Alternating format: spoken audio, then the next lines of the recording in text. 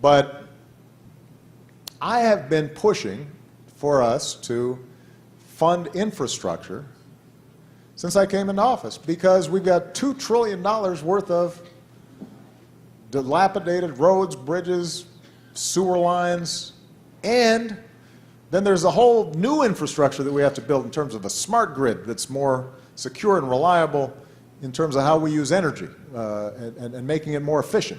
There are broadband lines that still need to be going out into every part of the country.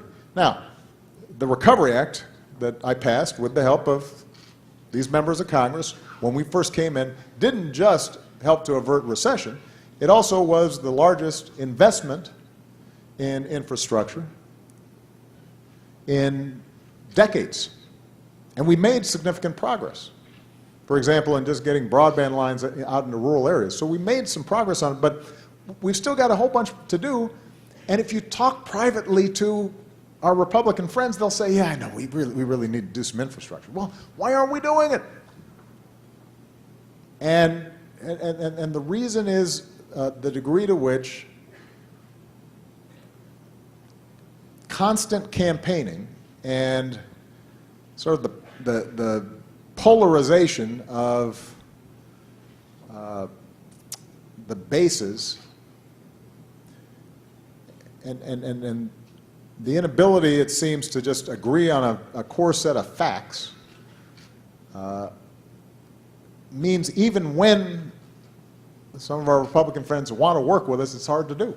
They are worried that they'll get attacked, or they'll be viewed as compromisers, or they'll get a primary challenge by somebody further to the right, and it becomes hard to just get basic stuff done.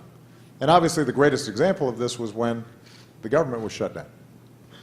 Or, just recently, the threat that the Department of Homeland Security was going to be shut down. We can have a significant debate about immigration. Not everybody's going to agree with my view that we are a nation of immigrants and we have a broken system, and we can craft an immigration agenda that holds into account folks who came here illegally, forces them to have a background check, they've got to pay back taxes, but gives them a pathway, and in turn strengthens our borders. That's my view. It's good for the economy. I can point to the evidence, but I understand some folks won't agree with me.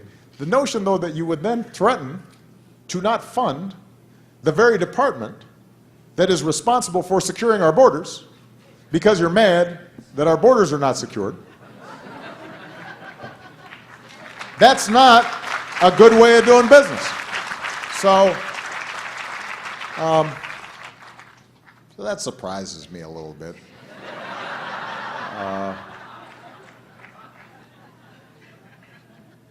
And I think that the other, this is a connected issue, and I'll make this last point and go to the next question. I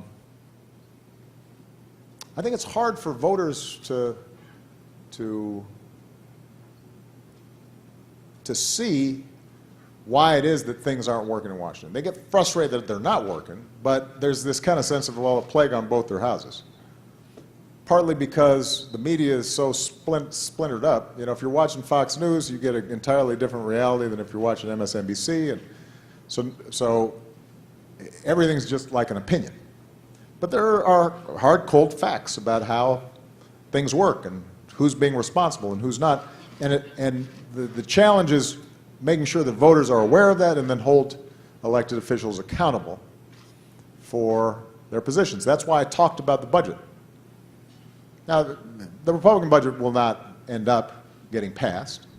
My budget won't be passed, given I've got to work with the Republican Congress.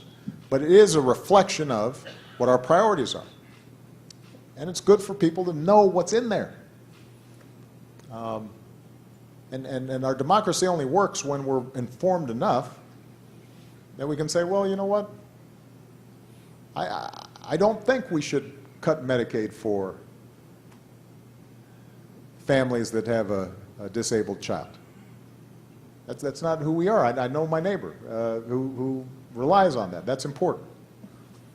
I may not like Obama, but if we know that there's 16 million people who now have health insurance, And my health insurance hasn't been affected, and in fact, healthcare premiums across the board are going up at a slower rate than they have in 50 years.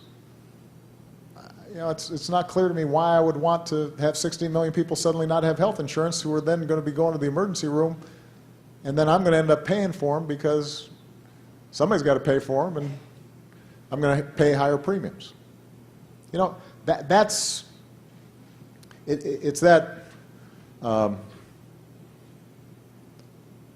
if we know what the issues are and who's taken what positions, then I think our democracy functions well. Right now what happens is people just hear there's a mess, there's an argument, they're at it again, and then oftentimes people just withdraw and don't vote.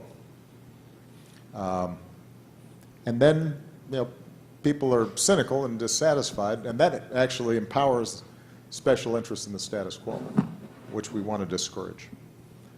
All right, that was probably too long an answer. It's a gentleman's turn.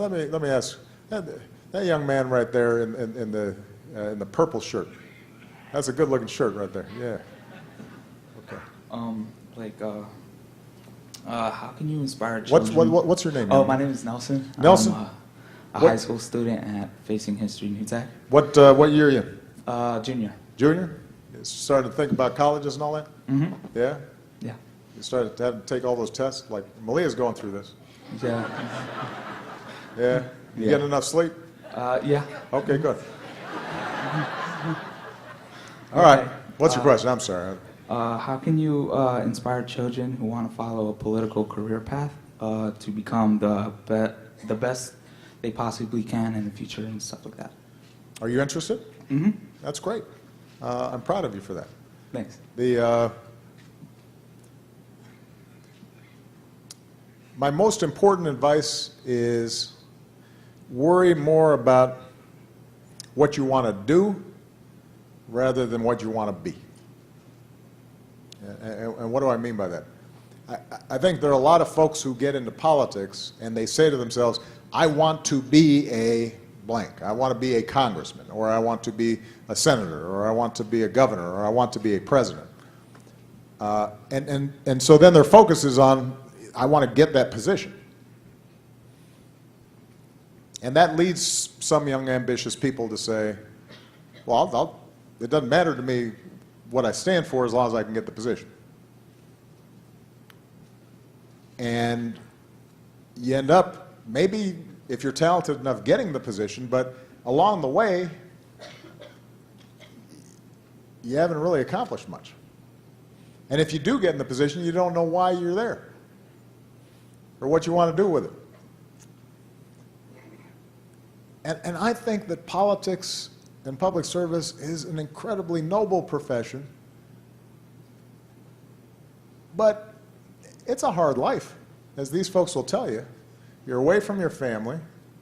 You're under incredible scrutiny. People are criticizing you all the time. You know, you miss birthday parties. You miss soccer games. You're on the road. You're, you know, at chicken dinners, and the chicken's, you know, not always great. You know, you're not getting enough sleep. You're having to raise money. So the only reason to do it is if you're getting something done.